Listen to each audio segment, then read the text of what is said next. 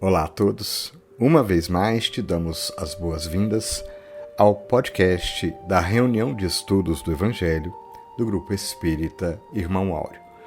Nosso objetivo é estudar o Evangelho à luz da doutrina espírita.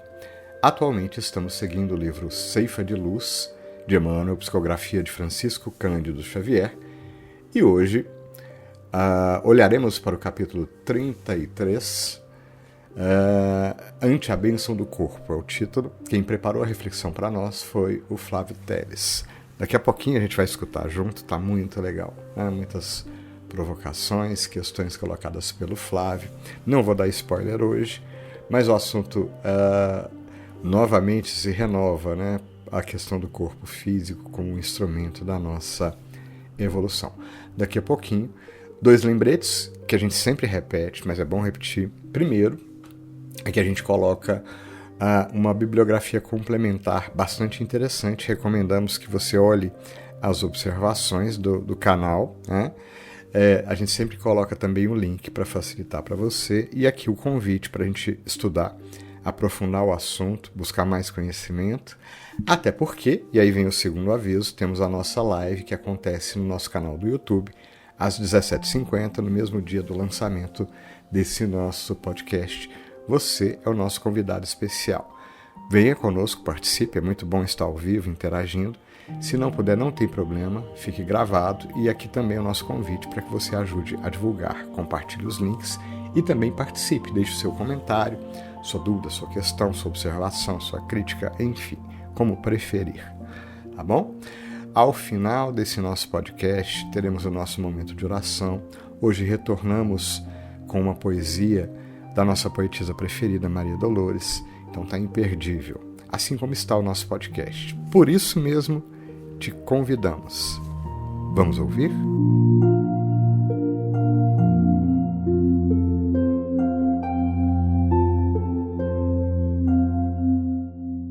Olá a todos, sejam bem-vindos, caríssimos irmãos, a mais um podcast de estudos do Evangelho realizado pelo Grupo Espírita Irmão Áureo.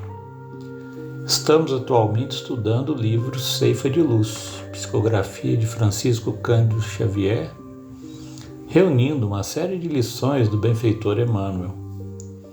Falamos hoje do capítulo 33, intitulado Ante a Bênção do Corpo, onde Emmanuel nos traz uma reflexão de um versículo da primeira epístola de Paulo aos Coríntios, capítulo 12, versículo 27, que diz: Ora, vós sois o corpo do Cristo. Acho necessário fazer uma análise rápida do capítulo referente à carta de Paulo, para que tenhamos um contexto adequado para a discussão. Paulo faz uma análise do corpo e de seus membros, comparando-os aos dons do Espírito. Cada membro, cada órgão, cada parte do corpo tem função definida, como uma máquina que, para produzir eficientemente, não pode dispor tanto da peça principal quanto da minúscula peça, mais singela, de forma a não comprometer o todo. Mas não existem, independentemente do número de peças, máquinas diferentes, mas uma única máquina, assim como mesmo o corpo possuindo membros, órgãos, partes bem definidas, ainda são um só corpo.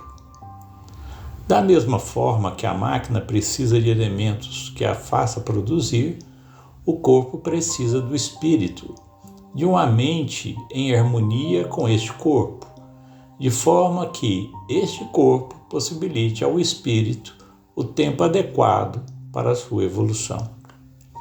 A questão é, o que nós, espíritos encarnados, fazemos com a bênção do corpo que recebemos?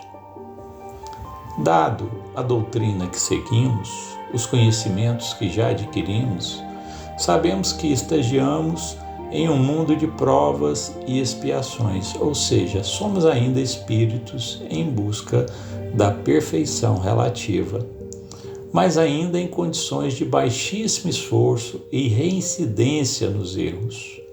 Logo, para uma fonte de energias desregulada, em se tratando da mente, deixamos a nossa máquina, ou seja, o corpo, em condições frágeis, como sinais de alerta para a parte da mente que precisa ser organizada para atuar fielmente.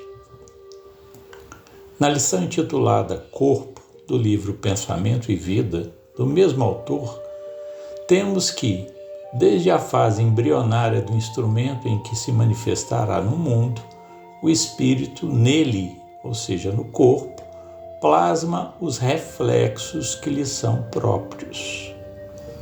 Criaturas existem tão conturbadas além túmulo com os problemas decorrentes do suicídio e do homicídio, da delinquência e da viciação, que, trazidas ao renascimento, demonstram de imediato os mais dolorosos desequilíbrios pela disfunção vibratória que os cataloga nos quadros da patologia celular.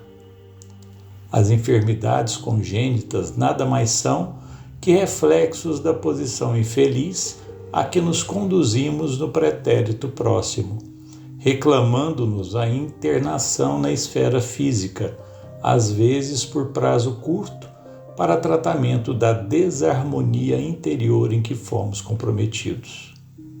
Surgem, porém, outros cambiantes dos reflexos do passado na existência do corpo, da culpa disfarçada e dos remorsos ocultos. São plantações de tempo certo que a lei de ação e reação governa, vigilante, com segurança e precisão. É por isso que, muitas vezes, consoante os programas traçados antes do berço, na pauta da dívida e do resgate, a criatura é visitada por estranhas provações em plena prosperidade material, ou por desastres fisiológicos de comovente expressão, quando mais irradiante se lhe mostra a saúde. Contudo, é imperioso lembrar que reflexos geram reflexos e que não há pagamentos sem justos atenuantes, quando o devedor se revela amigo da solução dos próprios débitos. Traduzindo, cada vez que a nossa mente entra em desalinho, o corpo receberá os reflexos, seja nesta vida ou em outra, de forma a propiciar a solução ideal, segundo as leis que possibilitem avaliar os próprios débitos e os resgatar. No capítulo que estamos tratando hoje nesse estudo, Emmanuel nos sugere que tratemos o corpo com o devido respeito, dizendo: reserva o teu corpo à afeição do trabalhador responsável e consciente, que protege o instrumento de serviço que a vida lhe confiou. Foge ao tormento do excesso, do azinhavre da preguiça e à excitação da imprudência. Obviamente, todo esse esforço não será feito de uma única vez, nem em uma única encarnação. Temos ainda vários débitos angariados nas vidas pregressas, como também novos débitos adquiridos nesta. Mas devemos nos lembrar que, segundo o ensinamento de Jesus, o amor remove uma multidão de pecados. Isto nos remete à mudança de orientação, à conversão, a mudar de direção. Então, se caminhamos até então por caminhos tortuosos, obscuros, sombrios, se nos dedicamos aos excessos de toda ordem, se fomos ou ainda somos preguiçosos, irresponsáveis, inertes, se fomos ou ainda estamos excitados pela imprudência, devemos reunir esforços para buscarmos construir intimamente um mundo melhor, onde o meu eu possa conviver com os demais em paz, em harmonia, fraternalmente, assim como Jesus nos ensinou, pois, assim como o nosso corpo é composto de membros, o corpo do Cristo tudo aquilo que ele representa e tudo que ele recebeu de Deus como responsabilidade e bênção divina, que é conduzir a humanidade terrena, também é corpo, que precisa que os seus membros executem as mais diversas tarefas com a maior pureza possível na grande oficina do universo. Respeitemos a bênção da providência divina e tratemos da mente e do corpo buscando a manutenção adequada para o bem que nos foi emprestado para a nossa evolução.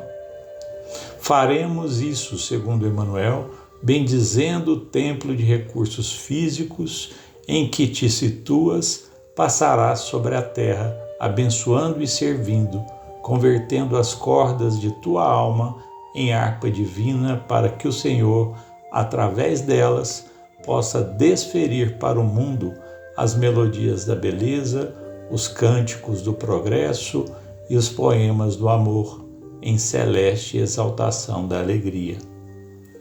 Desejo a todos fraternalmente a conquista da paz em seus corações, lembrando a frase de Juvenal trazida por Carlos Torres Pastorino no livro Minutos de Sabedoria: mente sã, corpo são. Não é a mente sadia que depende do corpo sadio, mas o corpo sadio que depende da mente sadia. Fiquem com Deus e até mais. Iniciamos o nosso momento de oração de hoje com a poesia Promessa da Vida, de Maria Dolores. No caminho terrestre, alma fraterna e boa, não afirmes que o mundo te constringe, que a dor em toda parte é a mesma esfinge, enigma cruel que te aflige e atordoa. Trabalho para o bem é paz e disciplina. Sofrimento é esmeril que refaz e aprimora. Qualquer tribulação é sempre a grande escora contra a força do mal que nos chama ou fascina.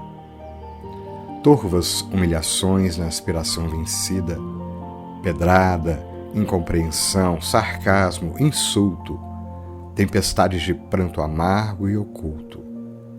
São recursos do céu, enaltecendo a vida. Lutas e provações, silencia ao vencê-las. Humilha-te servindo, ama, eleva e confia. Segue a trilha da fé e encontrarás um dia as moradas do amor no país das estrelas. Mestre amigo Jesus, diante dos bálsamos das vibrações do Evangelho, que nos fazem enxergar as mãos amorosas de Deus, nosso Pai, nos protegendo durante toda a nossa vida. Junto a Ti, Mestre Jesus, elevamos os nossos corações ao mais alto em preces, gratos por toda a vida que nos cerca, repleta de oportunidades. Te rogamos, Mestre amigo Jesus, ampara-nos e auxilia-nos para que saibamos reconhecer tantos recursos necessários e adequados para o nosso trilhar. E te rogamos, Mestre, além da proteção e do amor incessante, fortalece-nos a vontade, firma-nos o espírito, para que possamos, mesmo diante das nossas próprias dificuldades, sempre nos erguer e continuar caminhando, ainda que diante das dificuldades da vida, que possamos sempre persistir, cientes do que o Teu amor, através dos bons espíritos, anjo de luz que jamais nos abandonam, permanece sempre ao nosso lado, fortalecendo-nos, impulsionando o nosso coração adiante. Que a Tua luz nos acompanhe hoje e sempre, Mestre Jesus. Que assim seja.